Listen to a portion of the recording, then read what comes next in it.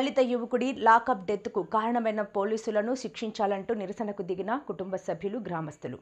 కోదాడ కల్లుగడ్డ బజార్ ప్రాంతానికి చెందిన కర్ల రాజేష్ 30 సంవత్సరాలు అనే యువకుడు లాకప్ డెత్. తనకు వచ్చిన సీఎం రిలీఫ్ ఫండ్ చెక్కును వేరే అతను తీసుకున్నాడని ఫిర్యాదు చేసిన కర్ల రాజేష్నే కస్టడీలోకి తీసుకుని 4 రోజుల పాటు చిత్రహింసలు పెట్టిన Kodad rural CI, Chilukur SI, ASI Venkateswararao, head constable Venkateswarlu. దీంతో తీవ్ర శ్వాస సమస్యతో ఇబ్బంది పడుతూ మృతి చెందిన రాజేష్ చావుకు కారణమైన పోలీసులను శిక్షించాలని కలెక్టర్ వచ్చి న్యాయం చేసి హామీ ఇవ్వాలని నిరసనకు దిగిన అతని కుటుంబ సభ్యులు మరియు గ్రామస్తులు.